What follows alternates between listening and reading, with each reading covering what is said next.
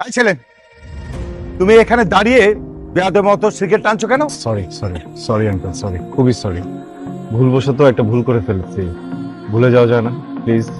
মানে হয়েছে কি, আমি না আসলে রেগুলার স্মোকারই না, ভুল হয়ে গেছে, মাফ করে দেওয়া যায় না আঙ্কেল? তোমাকে ক্ষমা করা যাবে না। বাবাকে বলবেনই? হ্যাঁ, অবশ্যই শিওর বলবেন? অবশ্যই। মাফ করা যায় না? না, কোনো মাফ করা যায় না? কোনো হবে না। যদি আর কোনদিন সিগারেট না খাই তাও মাফ করা যায় না? না। ঠিক আছে। ঠিক আছে মানে? আচ্ছা, ঠিক আছে। তুমি আবার একটা দুইটা সিগারেট ধরিয়েছো। আমি মামা, মামা, এই যে সিগারেট যে খাইতেছি এটা বিল কে দেয়? আমার বাপ। আপনার আব্বা। অন্য কারো বাপের টাকা তো খাই না, তাহলে মানুষ এত গায়ে লাগে কেন বুঝি না তো। এই ছেলে, এই কথাগুলো কাকে বলছো, কোন উদ্দেশ্যে বলছো? আমি কিন্তু বুঝতে পেরেছি। আমি মামা, এই মহল্লায় অনেকে মাইর খাইতো বুঝছো, হাজারে লোকে ভরে গেছে, খালি বাপের বয়সী এই জন্য মাইরটা খায় না। আঙ্কেল,